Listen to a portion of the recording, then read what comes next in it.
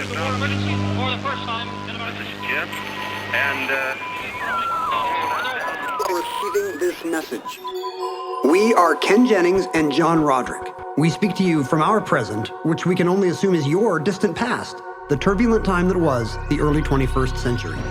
Fearing the great cataclysm that will surely befall our civilization, we began this monumental reference of strange and obscure human knowledge. These recordings represent our attempt to compile and preserve wonders and esoterica that would otherwise be lost. So whether you're listening from an advanced civilization or have just reinvented the technology to decrypt our transmissions, this is our legacy to you. This is our time capsule. This is the Omnibus.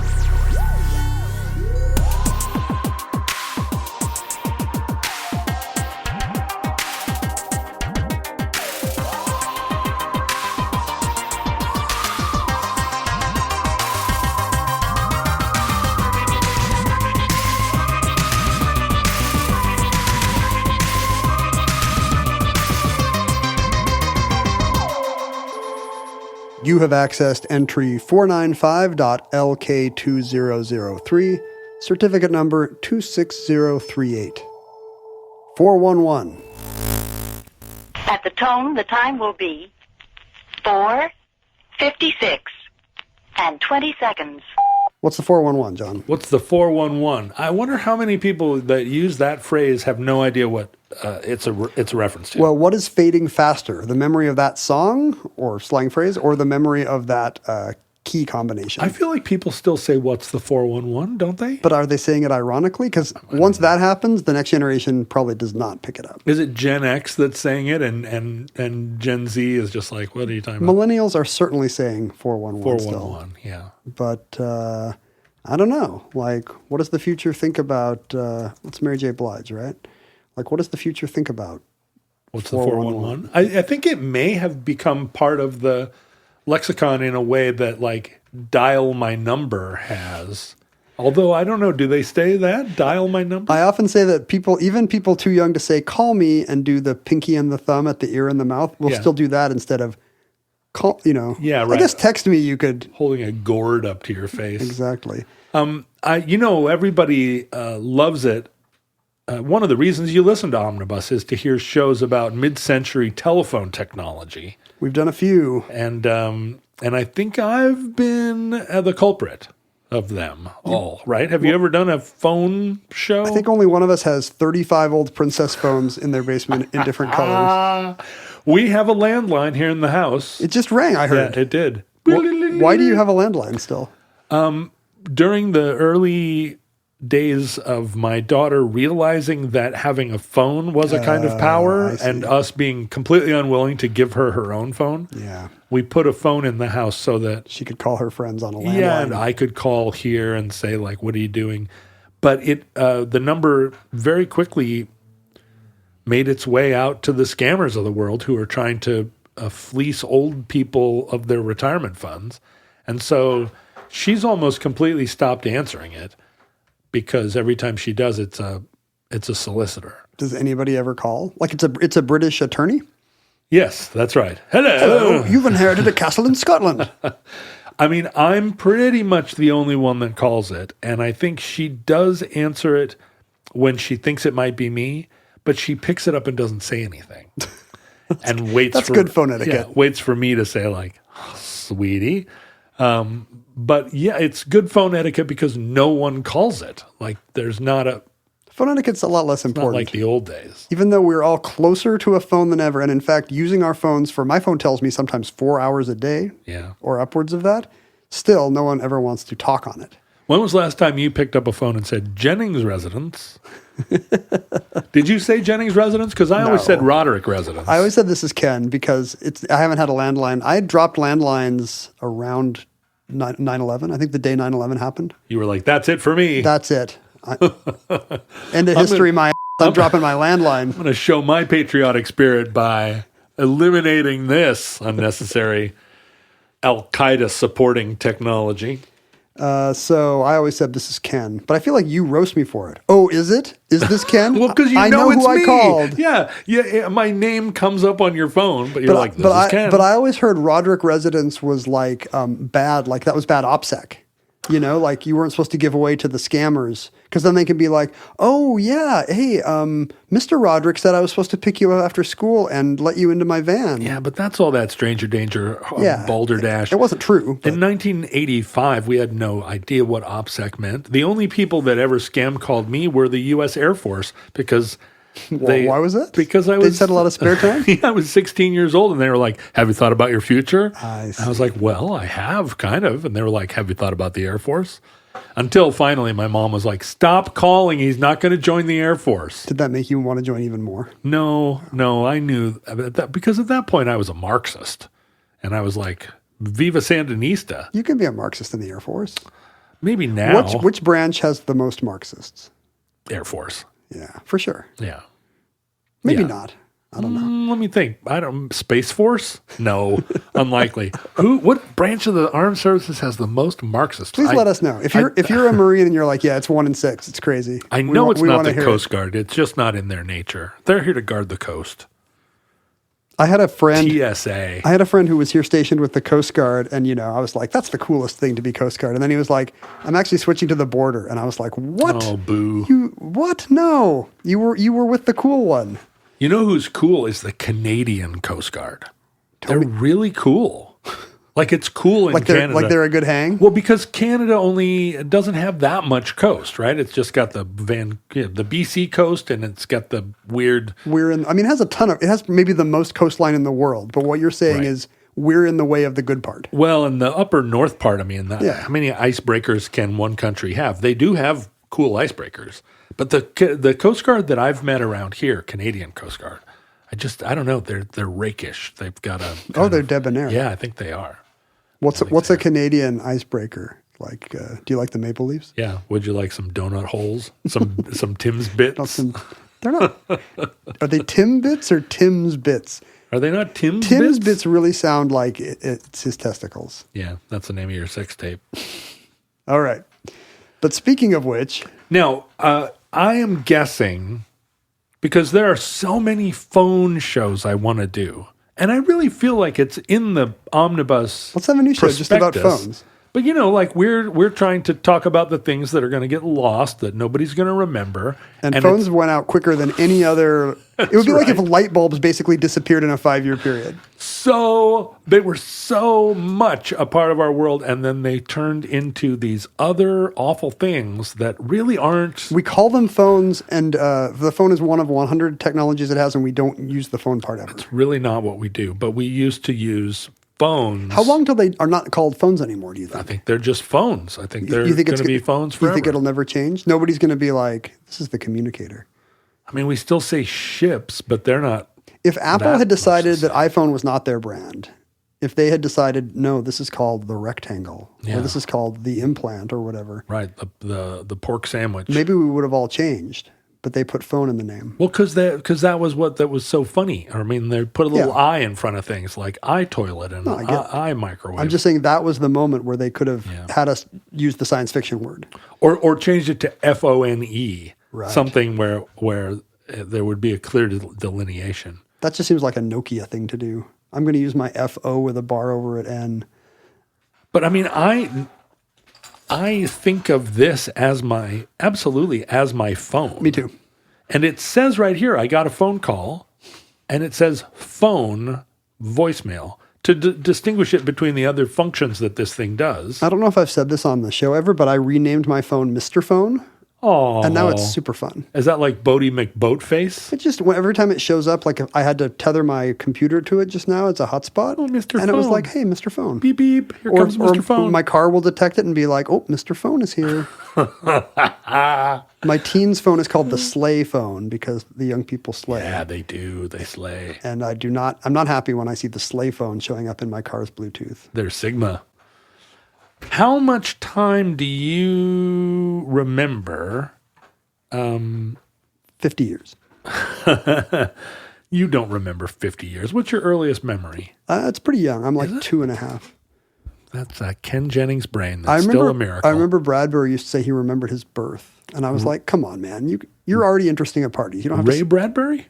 No, just my buddy Bill Bradbury. Yes. No. Ray Bradbury. Bill Bradbury. Yes, Ray Bradbury used to say he remembered the trauma of his birth. Remembers his birth. I mean, when my daughter was born, somebody gave me one of these woo child rearing books that talked about like, oh, the trauma of birth will follow them through life unless you let them cry it out. I was like, okay, let's let her cry out the trauma of her birth. Like I guess. Couldn't you just C-section? That seems easier. Well, but then there's Is that traumatic also? I think it would be traumatic. It's less for me. squeezing. Much less squeezing. That's the C-section promise. Yeah, that's the name of my sex tape. Use promo code Omnibus to get much less squeezing. How much time did you spend goofing around on the phone? Or some might say dicking around on the phone. I feel like hardly any. A lot of calling my friends and a lot of twisting the curly phone with my index finger like a girl in Bye Bye Birdie. Yep. But really no phone tricks. In fact, I didn't know.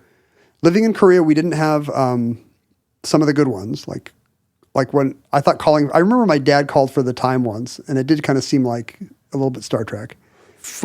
He called a number in Korea that gave him the time in Korea? This must have been before we moved, because I was aware of that existing. But just as a teen, I didn't have phone games. I didn't know Star 69 existed till REM put a song about it on Monster. And that's, what is that, 94?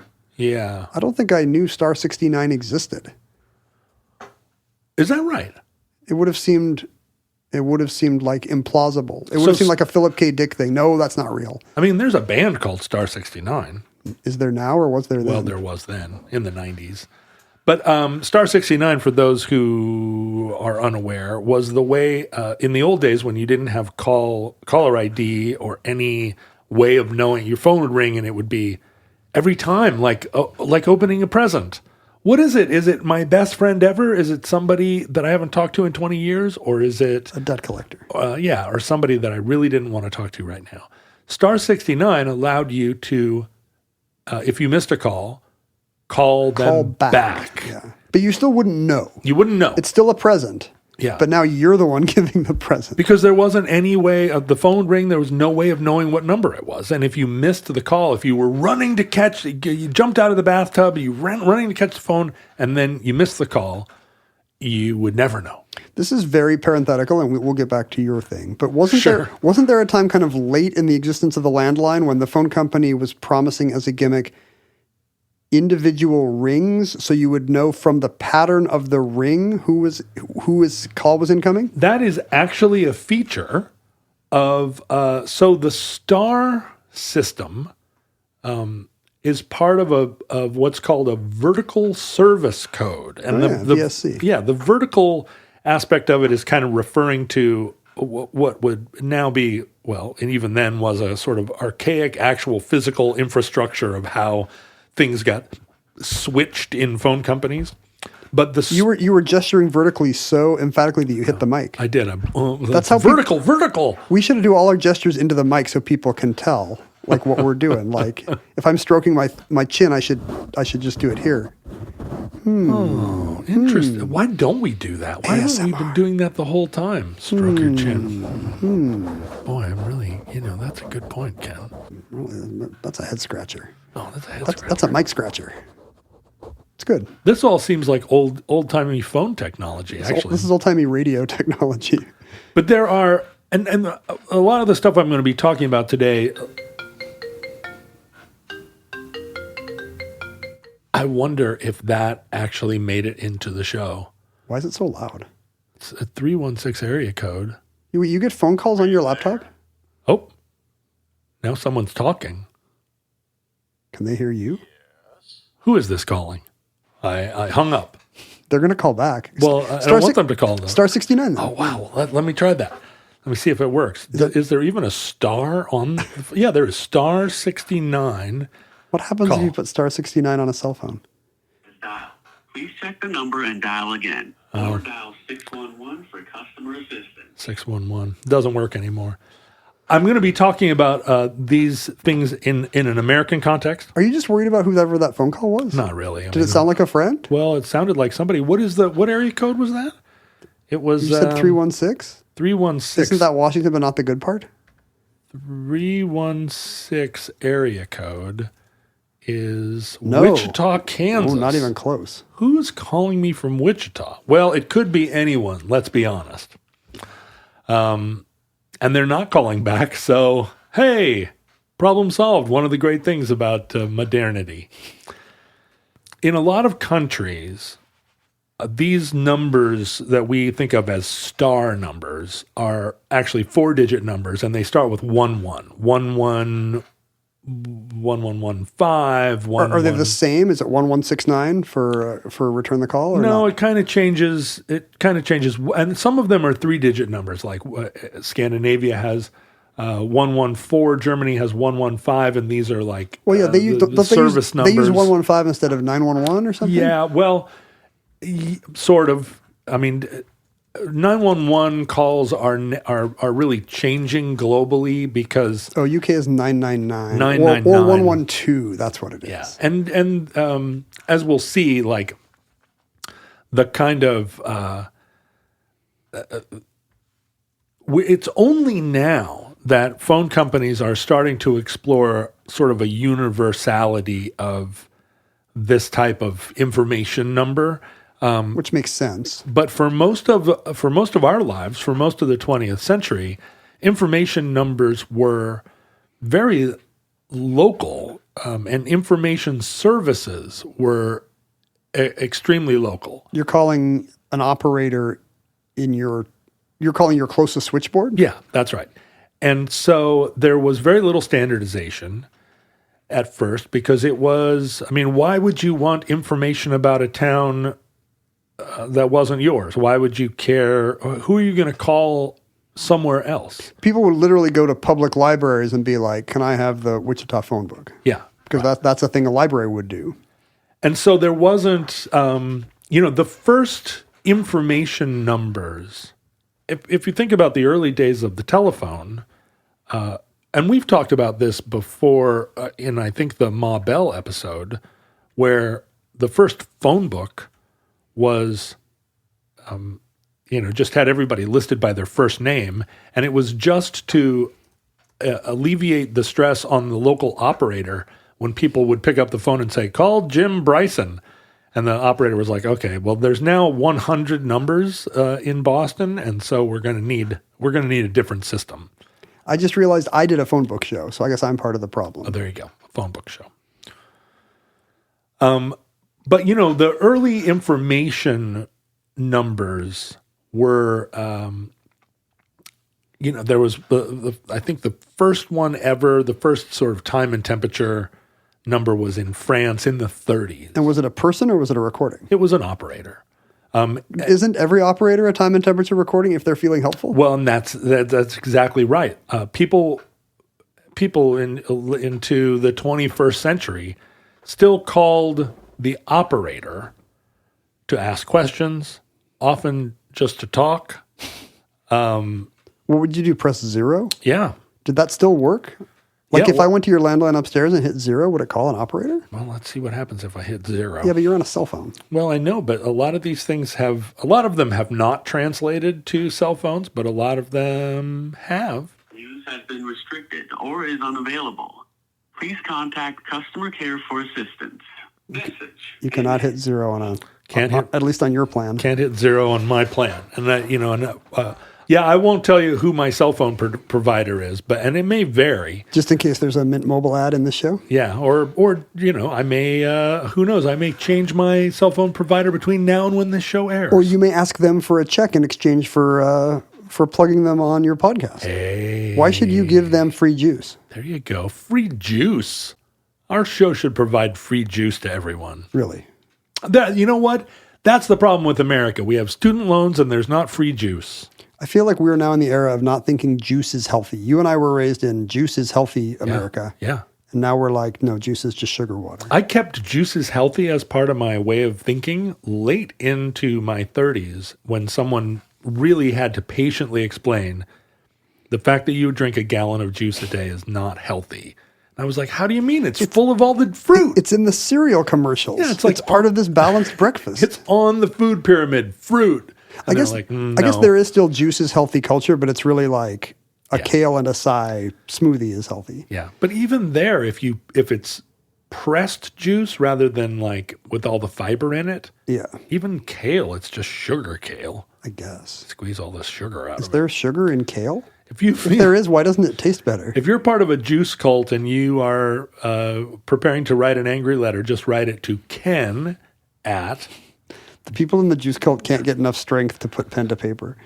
But as we've probably described in one of our many earlier phone shows, and believe me, this won't be the last phone show I do, but it's the phone show we're doing now. It's the only one you got.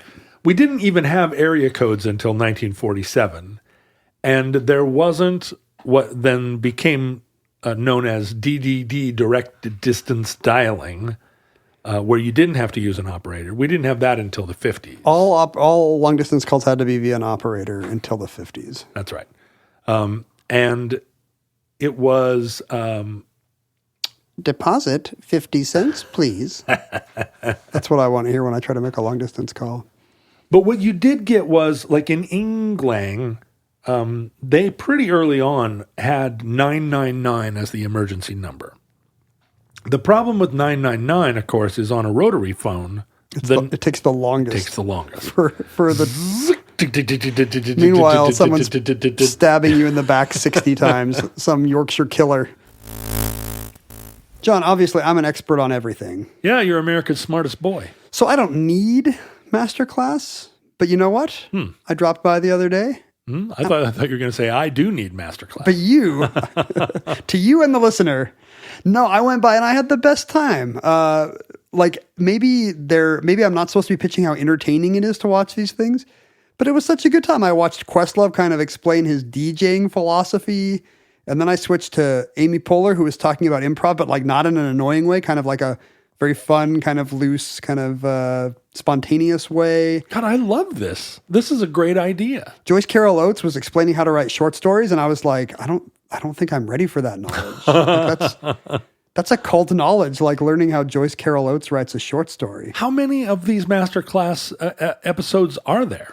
There's like more than 200 different personalities. A lot of them, household names. All of them just greats in their field. All taught by masters. Yeah, like that's the idea. This is a streaming platform that's all like special people teaching you the secrets of what made them special. And this time of year, it's a pretty great gift option. Yeah. Like I hate getting gifts, but this is like the gift of knowledge. You don't want a thing in your house, but what if you got like 8 hours of Questlove telling you about his performance tips? That's amazing. I would be super into that.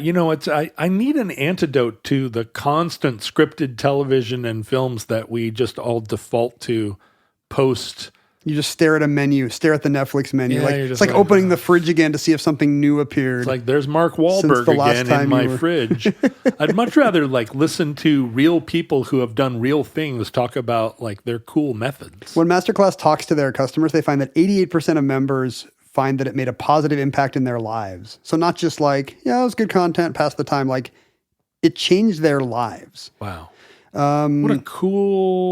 What a cool gift idea. I mean, that's just so smart. So I've really been enjoying their platform. There's a 30-day money-back guarantee. So whether it's for you or for a loved one or a friend, there's really no risk at all. Masterclass always has great offers during the holidays, sometimes as much as 50% off. Whoa, that would be a great offer. Yeah, so head over to masterclass.com/omnibus for the current offer. You will get up to 50% off if you go to masterclass.com/omnibus. That's masterclass.com/omnibus. In the U.S., there wasn't a dedicated emergency number. You still called the operator until... the first use of 911 in America wasn't until 1968, and it started in Alabama. Oh, it's not any kind of urban efficiency thing? Why did on the state level? Yeah, somebody, the state of Alabama was like, you know what we're going to do? We're going to offer this like emergency services number. And it spread like wildfire. Because phone operators actually should not be first responders. Yeah, right? it was I think what happened was the Kitty Genovese killing happened in New York. Not in Alabama, famously. Did not happen in Alabama. All those bystanders in Alabama that didn't help save Kitty, not your fault. And you were very far away. But as you recall, it created a national crisis of like, are we taking care of one another? How have cities alienated us from one another that somebody could be screaming for help and no one reply? And a lot of that was sort of a misinterpretation of how it actually went. I think we now know that actually it was not a bunch of stone-hearted people who watched her die. It was just kind of a coincidence of how the timing of the crime happened. And one of the things that it inspired in the national conversation was people were confused about how to call the cops, confused about who to call and how to call. Yeah. And so as part of the reflection, the big public self excoriating that we did in the aftermath of that, there was then this feeling of like, we should make it easy to call the cops. It should be easy for everybody to just call the cops. And it took then 4 more years. I bet the cops didn't love it. Well, the problem with calling the cops by calling the operator, I guess, is kind of self-evident. Right. You've added a middleman who has no law enforcement training. Yeah, exactly. And also, like, the operator is not aware of where you are, not in your neighborhood. Like, then they're going to have to call your local cops for you. There wasn't any system. Now, when you call the police, they know exactly where you are. They're directing you. The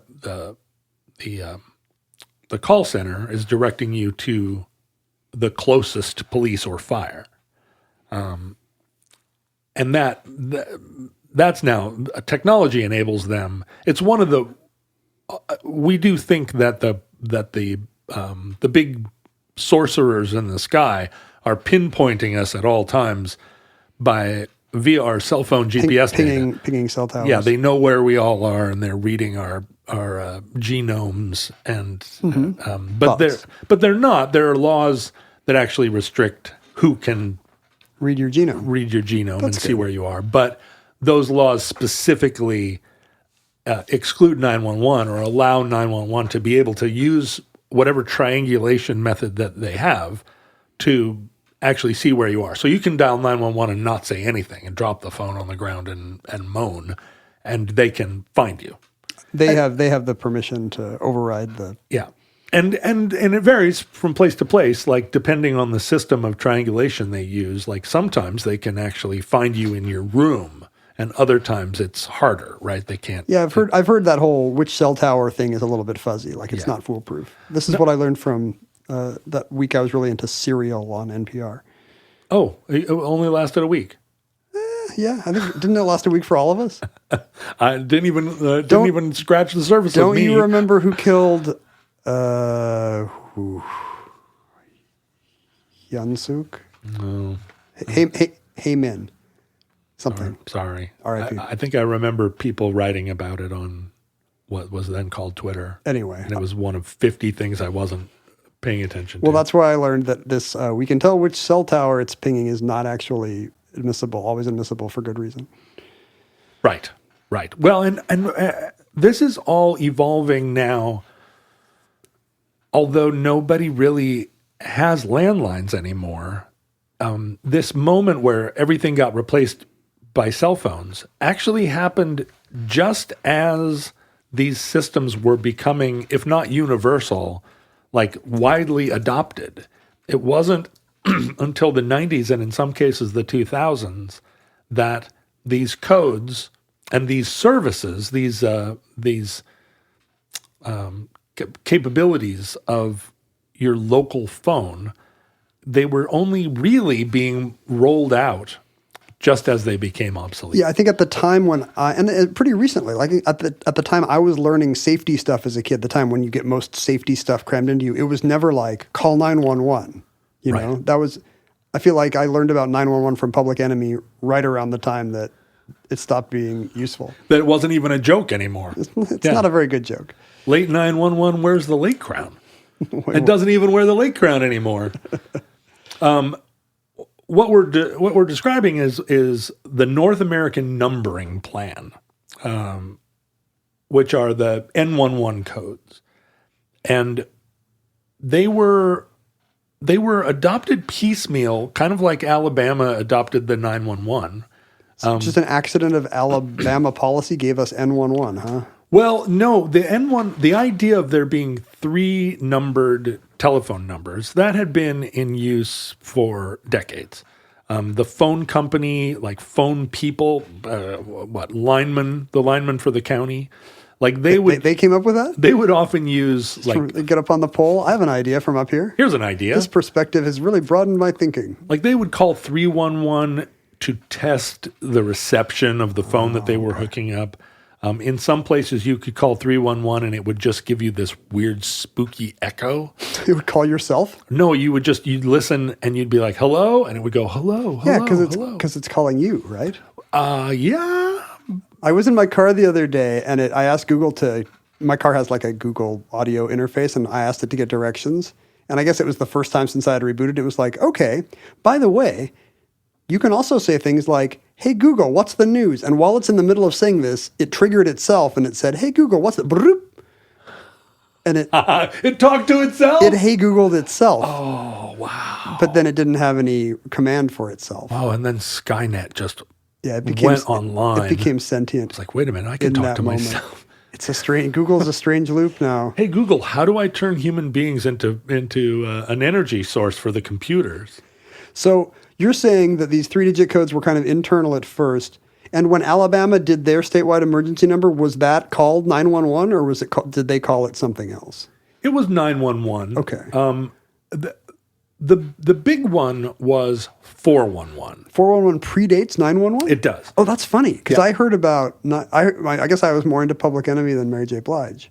Well, so 411 was information, because operators were inundated with people calling for information. We need information. And information, and this in New York City and in large cities across the country, before even 999 in England, as early as 1930, people could call 411 and get an information operator, separate from the operator that was just doing the business of phone operating. Is it still somebody local, but they've just got a specialist? Yeah. And that was in larger cities. Smaller cities used 113. And that was true into the 1960s. In the Pacific Northwest, people used 113 into the 1980s. Really? Yeah. And it was directory assistance? It was like, I don't have a phone book, but maybe you can help me. Yeah, it was basically the same as dialing 0. Operator. I have no reference point for what that is. Would people just call to be like, do you know how to repair a hi-fi? Or would people, was it well understood that they would hang up on you unless you were like, I need the number for this person in Akron, Ohio? No, I as a kid, I remember being aware of 113 and then 411 and calling it and getting an operator and being able to talk to them. No charge. Nope. No charge. And they were actually kind of fountains of information. And apparently free time to just talk to kids? Well, no. I mean, they would get off the phone. They wouldn't sit and chat with you forever. But if you had a question, they were kind of like a librarian. You could ask... But you would really ask about the water cycle and they could just tell you? Not that exactly, but something that it would occur to you to ask an operator. What's the capital of Indiana? Exactly that. And they would have a quick answer, and they were pretty cheerful about it. I think that kids calling... I mean, a librarian has a shelf of books. I wonder if they got enough of those calls that they had to have resources. Yeah, they would certainly know the geography of the United States and probably down to the regional geography. Because they were connecting phone calls all the time. Like millions of people called 411. And another way to get it was 555-1212. Oh, that's the fake one they use in movies and TV, right? Well, so 555 was also kind of it was reserved for internal phone company use, and it became an American convention as a fake TV or movie. Just so that legally you don't get sued for putting somebody's real life number in your Rockford Files episode. Yeah, it was because the area code would never really be included in movies, and so every single town that had an 8675309, people would call that number, and if it was, and oftentimes it would just be somebody sitting at a gas station like, stop calling this number because it was in Bruce Almighty or whatever it was. But if I remember right, the phone company guidance was actually not just that you had to use a 555 number, but that to really nail it down, you were supposed to be 55512XX. Yeah. And because that was what wouldn't ring anybody. And 5551212 was a way to get to information. So, I mean, I'm sure people called it and said, ha, ha, ha, I'm watching Bruce Almighty as God there. Although they didn't use 5551212. They actually used somebody's phone number. I think it would be awesome to have like the number from a TV show. I'd be excited if once a month somebody was like, we just watched that West Wing. I'd be like, yeah, cool. Well, what would be, I don't know why they didn't do this, but as soon as they got those pay numbers, why every TV show just didn't have a number that people would call and it would cost $1 to. Some movies did that. Like if you call the number in the movie, you would have somebody being like, "This is the Matrix. You found me, Neo." That actually seems really cool. We should have a fake number that charges people 99 cents to call and listen to you and me just talk about our day, kind of like the free show that we do. Like dial a song or whatever. Yeah. But by the 70s, 80s, 90s, there was increasingly a sense that as the telephone companies stopped being such a constellation of local companies and started to be more and more national organizations, and also that the technology enabled it, this North American numbering plan started to get rolled out so that every digit from 2 to 9 plus 1 was a portal to a different service. So 211 traditionally was the number that you called for health and social services. If you were in crisis, if you needed to. It's a hotline. It's a hotline. If there's a disaster, if the waterfall has redirected and is going through your living room, like you would call 211, and it's not quite 911. If the waterfall is redirected, there's nothing the cops or the fire department can do, but 211 can connect you to the organization, the nonprofit that can help you the best. So they're just a clearinghouse. They know which government agency or private organization to forward you to. Yeah, and 211 and this was taxpayer paid? No. Well, yes. Yeah, and that's complicated sometimes because the government then requires that the phone companies subsidize these services. 211 had been, before it was consolidated as this generally understood to be hotline for health and human services. It had been a lot of things in different regional, like in New York City, it was the number you called if you'd been using a payphone and had been prematurely disconnected. If you'd lost your quarter, you could call 211 and say, "Hey, I was disconnected," and they would give you the credit, mail you a quarter. Yeah, or they would say like, "All right, well, we've reset the phone and you can make your call again." So a lot of the time, giving these phone numbers new tasks involved a kind of re-education of like, "Oh, 211 gets me what now?" And 211, as of now, 95% of the United States, if you call 211, and this is true in Canada and Puerto Rico too, you will find a portal to Health and Human Services. And when I called it from my cell phone, it absolutely works. It got me right to hi, tell us what's going on, and we can direct you to. Was it a person or was it a digital menu? It was a digital menu. Yeah. Okay. There were only a couple of these I didn't call, and it was because I didn't want. It's against the law to call 911 if you're full of beans. Like, you can't just call them and be like, "Hey, I'm working on a podcast. just calling you guys, see how you're doing." It's like, no. Luckily in Seattle, they don't. The Seattle PD is quiet quitting, so they're not going to. They're not going to send somebody to your house whether you call 911 in earnest or as a prank. That's right. Either way, you're out of luck. I mean, you could shoot your neighbor with a bow and arrow, and SPD would be like, "Yeah." I mean, we're saving ourselves for the big stuff. 311 really only got its start as like a portal to city services. It only started in Baltimore in 1996. A lot of these started this 311 is like 20 years younger than me. Yeah. 30 years younger than you. Like 311 is who you call if you want, if you have a thing you need addressed by the city that doesn't meet the requirements of 911. Because people were calling 911 all the time, like, there's a cat stuck in a tree. And they were like, look, lady, the mall is on fire. Can you call this? And they'd give them some city number, and nobody could remember it, and it was hard to put on a sign. So people or cities started saying, dial 311 for non-emergency city stuff. I know Seattle has an app equivalent of this, right? There's a web find it, fix it thing because they know nobody's going to. Well, a lot of their calls probably come from people over 70 who are still dialing 3-digit codes, but it's a very popular number, and so much so that in a lot of municipalities, March 11th is known as 311 Day, and it's about raising awareness for calling 311. It's 3 days before Pi Day. They have to compete. That's right. 311 Day. It's coming up. It doesn't sound like a delicious dessert. We're going to get it off of work pretty soon.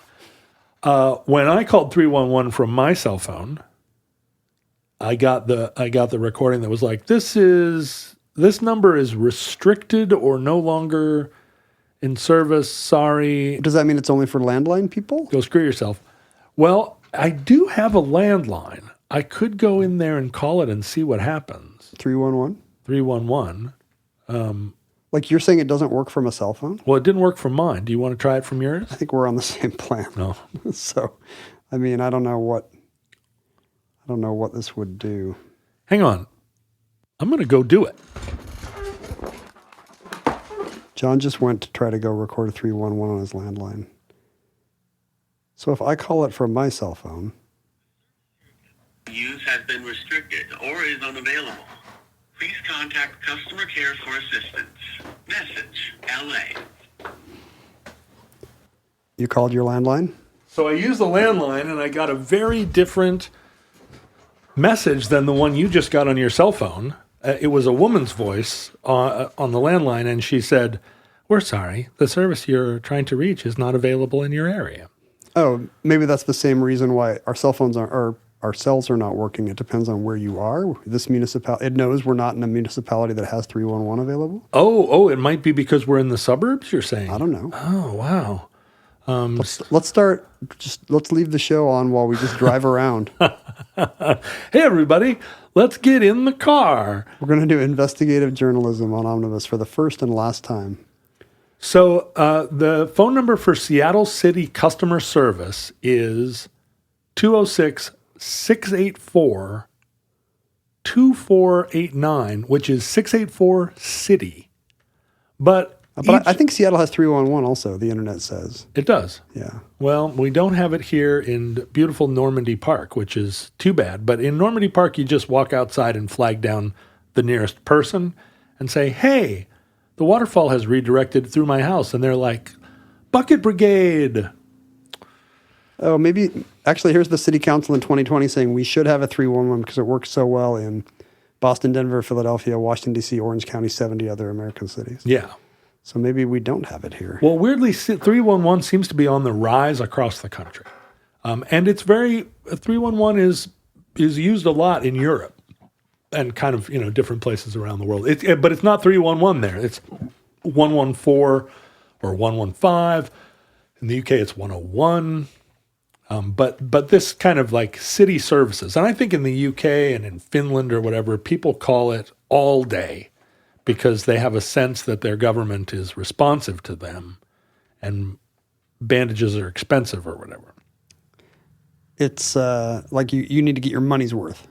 Marginal tax rates are such that I'm going to call 311 3 times a day. The street sign out front of my house is creaking, and somebody needs to come fix it. Whereas here in the United States, we just shoot it. We're hard-bitten frontier loners. Now, we've already heard about 411. 511. No, that doesn't even sound familiar. 511 is traffic news, transit news. And it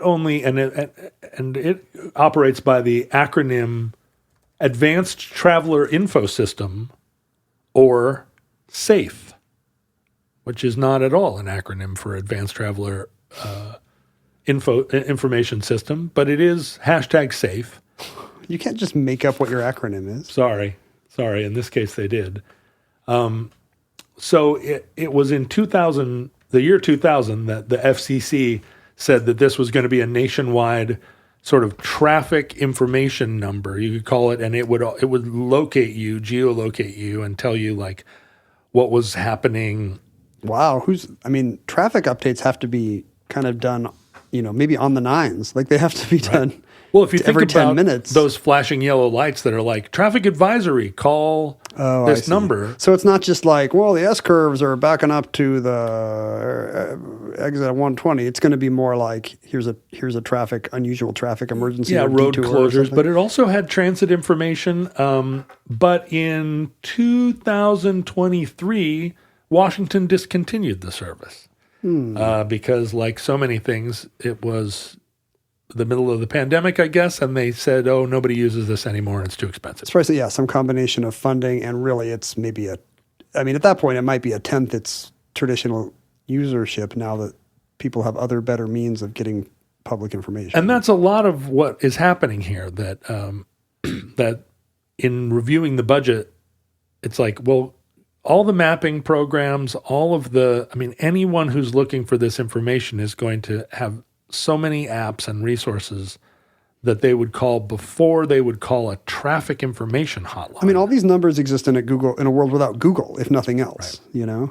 But many of them really, if you can imagine the year 2010, just prior to the smartphone, this all felt like the modern world. Yeah. This was it. Like we'd figured it out. We'd hacked it. Like there were all these cool... what was that show we did about that French service?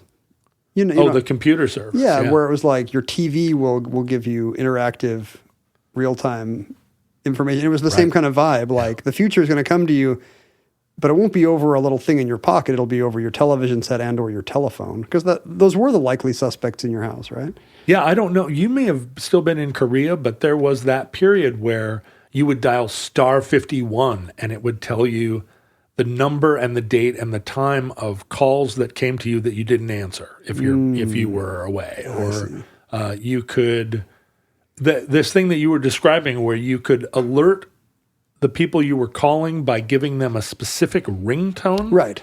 Was that something they would like want to charge you for? For $10 a month, you get that package. No, you could just use your star thing. There was a subscriber aspect to it, but like *53, *54, you could set these things up so that, your calls would ring. *57, you could trace a call. You had the *66, maybe the most annoying one of all, the continuous redial. Oh, no. Where you're just like, well, I'm just going to keep calling you. You don't want to give that to civilians. I know. It is funny that the only one that caught on was also 69. Yeah, *69. Did they do that on purpose? Did they pick the weirdest number for the best service? Probably not. *67, 68, 70, and 71 were all being used. It was just maybe a coinky-dink that *69 had. It was also a simpler time. Like, you have to remember that 69 jokes were not as universal as they are now. Bathroom ballpoint graffiti and not like the currency of the realm. Yeah, you could disable someone's caller ID by putting in *85, which seems like, that's a pretty cool idea. If you're calling calling somebody who doesn't Woodward want and Bernstein or something. Maybe that's an important public service. that, or if you're calling your ex-girlfriend and she specifically Yeah. would not pick it up if she knew it was you. So I dialed 511 not a long time ago, just recently. And Why? Just to see if it still worked, even though it had been discontinued. And sure enough, it had been discontinued. It didn't work. 611 Is a joke. is not a joke. In your 611 is the number you call if you want telephone repair. If you want the phone company to Come physically look at your that or landline? or if you have a problem with your cell phone. And 611 still works for cell phones. 611, I called it and it answered like with my name. It was like, "Hello, John Roderick. Like, what can we do for you?" And it was today?" your cell provider telling you this? Yeah, Oh, wow. 611. And apparently 611 gets over 75 million calls a year. It's like one of the most called of all the numbers. It's right up there with 867-5309. I guess so. I mean, it has never occurred to me Yeah, if my to be phone like, wasn't I working, need to talk to the phone company. if my phone wasn't working, I would try Google and 100 other things Yeah. before I tried 611. I would go into a store. I would go into a physical store that my cell provider runs at a mall. Yeah, right. Or I would, I don't know. I would throw my phone in the ocean and get a new one. I mean, the last time, what would you even ask them about it? I mean, I guess you could change your calling plan. I don't know. I didn't talk to them. They just said, "Hello, John Roderick," and I was like, "I'm out." I mean, they did keep 11 as the shortest thing to dial on a rotary phone, although now all numbers can be dialed with equal swiftness. Sure, it could be 999 to 99 to 99, and it wouldn't take you any longer. There's a small pause to move your finger from the 9 to the 1, but very small. 811 is the one that you dial for to decide. You know, it's the call before you dig. Oh, number. really? Call Before You Dig is one of the top 9 services that they thought they could provide. Because the idea it made the top 10. Yeah, don't put your spade in the ground if there's some. Are there wires just so many explosions every year or electrocutions? I see those signs so much more often than I've ever heard of the dire consequences of not following the signs. But there must have been, or they wouldn't have so many signs. Yeah, right. Or I mean, maybe it's just it is so disruptive when it happens that even though it happens only rarely, they really want to have it happen even less frequently. Huh. And 811 was a lot of different things. It used to be the number that you called to actually get the telephone offices, like to call, Like if you had needed to call a vice president? or to call and say like, I want to pay my bill, or I need to talk to somebody at the office level. That was 811. And I think in Canada it was the health services number. But when I called 811, they did the thing where they were like, "Hi, you've reached the 811. Go to our website because we don't want to deal with you. We want you to." We put up an FAQ page 8 years ago. We don't update it.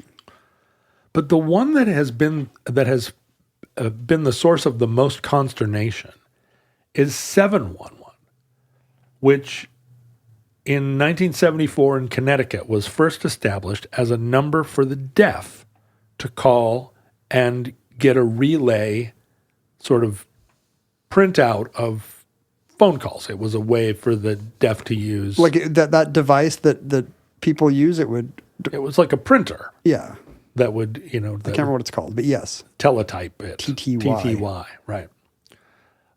Did the 7-Eleven Corporation object to their branding being used in this way? No, because people were like, "Do you have the 711?" But they would sign it to each other, and 7-Eleven wasn't even aware of what was happening. I don't know the number, so I only assume they're like showing 7 figures, then one finger, then one finger. That can't be how ASL works. No, you do it like this, right? Yeah, you do it with one hand. Different numbers of fingers up. I wonder, do you remember when, I think this predates me, but I think there was a time when they tried to use 911 as shorthand for 911. And 9/11 hadn't happened yet, so this was not a problem, except maybe with Porsche owners. Right. But the problem was, I think, it was an education problem for kids. Kids would be like, how do I dial 11? Here's the 9, where's the 11? So now to this day, they're like, don't tell kids it's to call 911. Right. But again. But now 911 will never forget. Yeah. So maybe that's the right thing to do. Never remember to dial it. Every kid in America understands 911. What was funny was that it took a long time for 911 to roll out.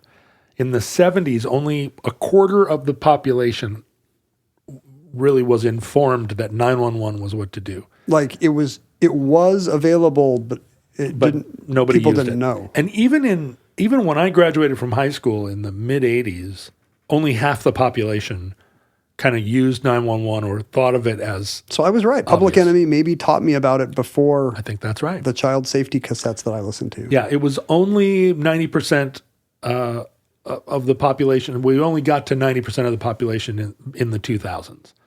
Now, everybody in America knows about 911. But for most of my life through high school, it was kind of a mysterious thing. And you would, I think in most cases, just dial 0. Hey, operator, help. I guess that Rescue 911 show must have helped, right? Is that William Shatner? Oh. Remember that reality show with William Shatner? That had to be later. 89 to 96. So if you were following that, you knew William Shatner and not Chuck D. You could have learned like a year earlier from William Shatner. William Shatner has taught us so much. And Chuck D, like together. Like those two, unstoppable force for education. Ken, you've got 2 kids and a beautiful wife, and then your other family, second family. That's a lot of holiday shopping. Yeah, what do you do at this time of year to like find gifts for them all? And I don't drink, so I can't be like, here, mailman, here's a bottle of something, because I wouldn't know what to buy. Right. I'd be like, peach schnapps? Is that a thing? You don't even know how to say schnapps. Would the mailman want that? Would you like peach schnapps? I'm like a ChatGPT. Here's half a pack of cigarettes that I found. So what do you do? I mean, all your people are so choosy. Too. I know. You know who's choosy is teens. Teens are choosy. Mindy's not choosy, but I'm always a little bit like overwhelmed. Like, what do I get her? And I found it's so funny because Mindy listens to that and she's like, "What do you mean I'm not choosy?" And you're like, "Oh, Mindy will take anything." She married me. Oh, I just got her a box of spaghetti, some Barilla spaghetti. No, she's compassionate. Oh, I see. So she has an accepting heart of any gesture. But I want it to be such a husband thing to say. Mindy's fine with whatever I get her. Got her some eggs, some peach brandy. In this case, I found something amazing, which I can't reveal because what if she listens to this before the holidays and it gives it away? At Uncommon Goods, which is a site that has like kind of very unique, kind of hand-picked, just kind of special feeling goods, pre-curated, all in one spot. Yeah, I know the one. I've been there. It's got, it's like, has such a multitude of gift options, and all of them kind of made by artists, or a lot of them made in America, small, independent, handcrafted. And it's not the kind of thing where you're like, if I see 20 of these, I hope one will be good. Like everything was very different, but everything was kind of great. Like maybe I will get my kid this ceramic frog that makes your cell phone speakerphone louder. But Why it's not just for kids. There's lots of host and hostess gifts. There's like stuff for book lovers and sports fans, and really every kind of thing. The top level categories make it easy to shop because it's like books, games, and puzzles. Like it's great. And for the kids in your life, it really helped my holiday shopping this year, and it's not too late. Every purchase you make there, by the way, Uncommon Goods gives back $1 to a nonprofit partner of your choice. That's super cool. They've given back like $3 million to date. So to get 15% off your next gift, go to uncommongoods.com/omnibus. That's uncommongoods.com/omnibus for 15% off. Don't miss out on this limited time offer. My wife did not, and she's choosy or not. I can't remember which one's the compliment. I think she's choosy. That's the compliment. Uncommon Goods. We're all out of the ordinary. The thing about 911. Oh, yeah, right. That became such a problem is that because it translated into like a text base, a printout, it became a fertile ground for scammers who could send then, these basically faxes to businesses. And it often... Oh, there was a human intermediary. That's how it worked. Yeah. Somebody would actually be listening and typing. Jeez. Well, the fraudulent use or the kind of wasted resource of 711 It really varies. Like there were a lot of people just calling it because it was a way you could prank. Nobody could find out where it was coming from because there's an intermediary number. That's right. And there were, and a lot of the scams were like to businesses where the caller was ordering goods, paying for it fraudulently. Like there were a lot of ways that the intermediary service, like you can't block relay calls because it's a public service of people who are deaf or otherwise can't communicate. Right. And so scammers could get past what would be, the normal roadblocks that people would put up to intercept or avoid scams. And there was such rampant abuse of 711 that in the 2000s, MSNBC did an investigation, and they found that up to 90% of all 711 calls were scams. And it was very difficult to combat. And then in the 2010s, the government actually sued AT&T because AT&T had resisted attempts to limit scam calls on 711, calls that they knew were scams, because the government subsidized the cost of dealing with scam calls internationally. So they were getting higher volume. So AT&T had, was getting reimbursed for this massive use of 711, and it was all just a money grabbing scheme. Does 711 still exist? 711 does still exist, but it was one of the calls that I was not prepared to make because I did not want to be a part of the scam problem. Is the frauds thing still a problem, I guess? I don't know. Or maybe at this point there's technological workarounds. Well, again, the cell phone and text messaging, the TTY text, or, the part of the deaf community relying on TTY must be shrinking. It's shrinking all the time, right? So it is still active, but it's like so many of these things, these are the waning years. What inspired me to do this show, tell us what inspires you, John, was my fond memory of the time and temperature phone number, which we used to call all the time. I always think of it as just the time. At the tone, the time will be. But was there also a temperature? Yes. Well, how would they do that? They would just be like, at the tone, the temperature will also be. At the tone, the time will be 7:45. Temperature 62 degrees. Beep. And you would go, wow, amazing. Because you kind of needed to know the time to set your watch. And you needed to, if you were out on the street, you could stop at a phone booth. And what's funny is that the thing that seemed the most futuristic about it then is the most prosaic now, which is it was a semi-interactive recorded voice. Right. It was not a human just staring at the sweep hand of their watch. Right. It was a thing that operator had. It was really the only way to hear kind of a robotic recorded thing, from the future. But it was a person. It was clearly like a human person, not a robot. Right. Yeah. Right. But it was a computer, and a very simple one with tape loops. Probably it was probably an analog solution. And what's interesting is that was, of course, never a standardized system because the time and temperature was different everywhere you were. And so it was a different number all across the country. It was never standardized. Interesting. So local exchanges are having to run that? And often the number was subsidized by a local business, very frequently a bank. It was a thing that banks... the way that the outside of a bank often used to show a time and a temperature, and you'd be like, "Look at that! That bank's telling us the time and the temperature." Yeah, right.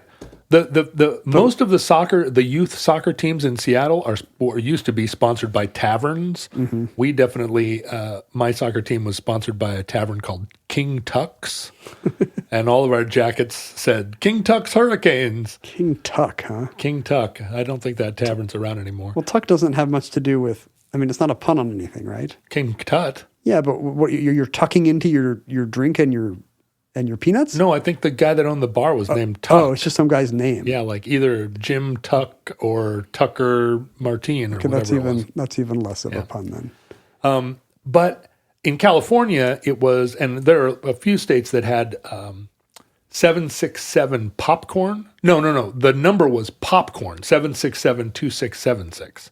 It spells popcorn, popcorn. And so there are a lot of people in the world who are like, oh, time and temperature, popcorn. But that's not what we had up here. We didn't have popcorn.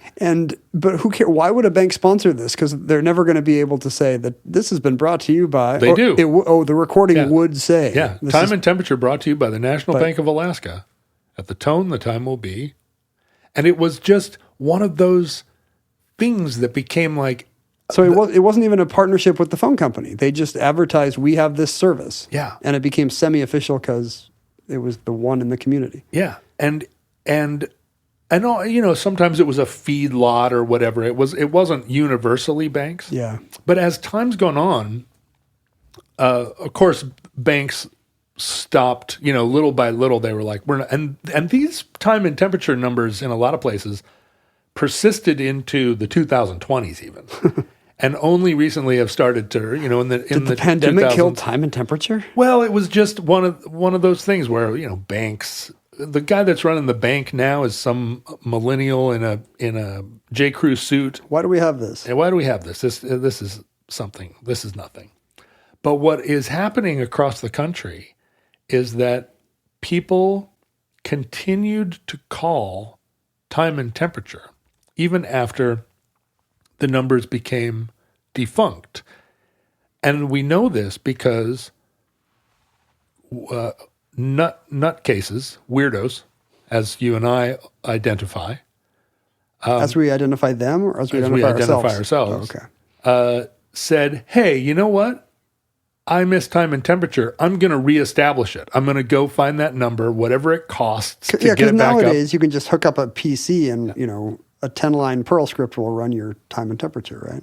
And there are multiple instances where just some local guy was like, I'm putting time and temperature back up without even saying they were doing it. They were just like, this is a hobby tunneling. Yeah. I'm just gonna activate that number again. And in some cases activated the number and in the first week got 15,000 calls. Was it an old number that they would reactivate? They wouldn't have to get the word out even by buying bench advertising. They'd just get the old time and temperature number and start immediately. It up. And they realized people in the thousands had been sadly calling it and getting nothing.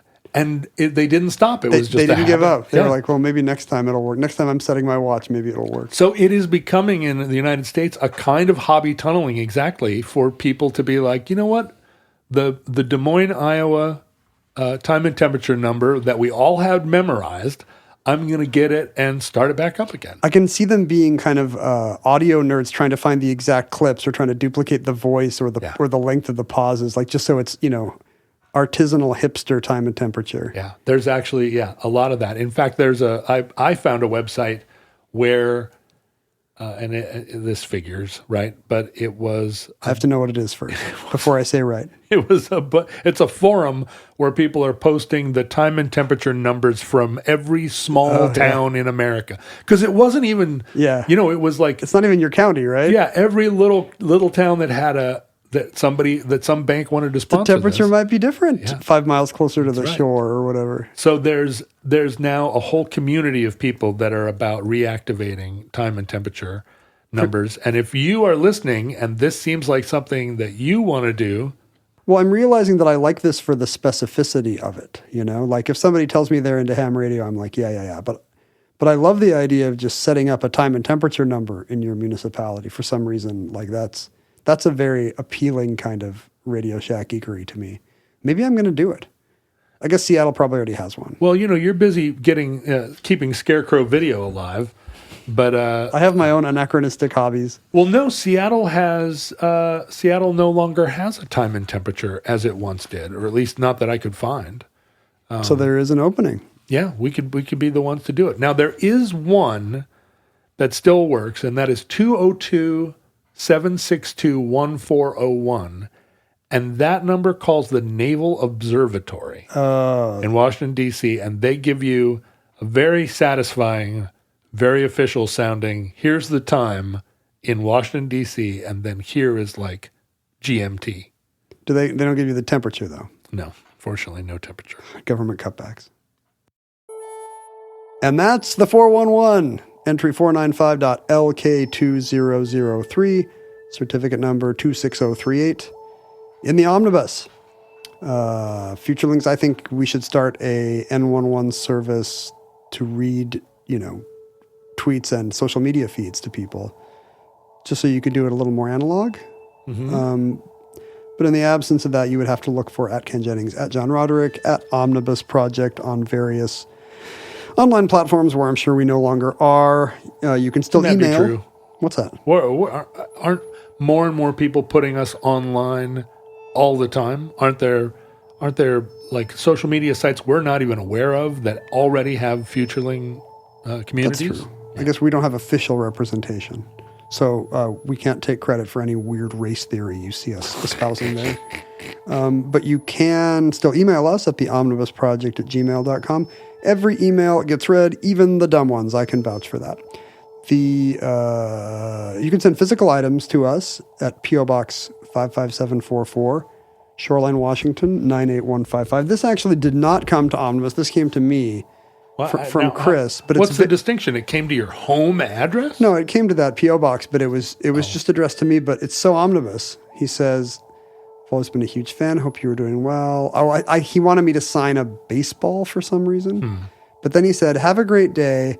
I manage deployments in the U.S. Air Force. Enjoy this patch. So this is the Omnibus portion. Chris sent us the patch of the 354 EFS, something fighter squadron. I wonder if they are the, they seem like an electronic squadron, if it's EFS. Electronic file system. Electronic fighter squadron. They're the Bulldogs. They are apparently. It's a very nice patch. I wonder if they are Expeditionary Fighter Squadron. Yeah. Oh, expeditionary. Chris, would you let us know how many of your pilots and or ground crew or even support staff? So not electric, and they're people are going to be mad at me. But look, you know what they are? They're A-10 Thunderbolt pilots. Is that what you like? Oh my God, they're those of us who are Air Force nerds. We all love the A-10. And the Air Force itself has been trying to decommission the A-10 for ever since like 2 weeks after they made them. Do pilots like it or just they nerds? Deployed it? I think pilots do like them. If pirates like it, then I'd be very wary. They are very slow moving, very like up armored ground support aircraft, and they have like the biggest machine gun that was ever made. Congratulations. It's the size of a Volkswagen. And every time the Air Force is like, we got to get rid of these, then somebody's like, well, except nothing else does what this does, which is fly really slowly and shoot a lowly, really big machine gun. shoot a big machine gun. And then the Air Force is like, ugh, okay. What else do you want an Air Force to do besides fly very slow and shoot big machine guns? Yeah. That's the main thing it was created for, right? That's right. They can't get rid of it. Space Force is the same except with lasers. Yeah. Chris, thank you for sending that on behalf of all your Marxist-Leninist counterparts in the United States Air Force. In fact, you didn't send it to us. You sent it to me. But I think I did sign your baseball or golf ball or whatever the hell it was. During the Ukraine war, all the Ukraine heads were like, just send a bunch of A-10s over there. That'll take care of it. Because remember that initial image of the Russian convoy that had been backed up on that road, and it was 50 miles traffic long. Jam, yeah. They couldn't get out. And it was a perfect case for the A-10 because they would just fly low over the top and just machine gun everybody. But we couldn't give them A-10s for some reason. The Futurelings can be found pretty much online anywhere you find the word Futureling. Nobody has appropriated that for anything awful yet, at least in our time. Thank goodness. Hopefully in yours as well. please, I'm encouraging you. You've heard me say this before, but I really think you're missing out if you don't support the show, or at least check out patreon.com/omnibusproject. Listen, right now, just for fun, no commitment, go there and see if anything appeals to you.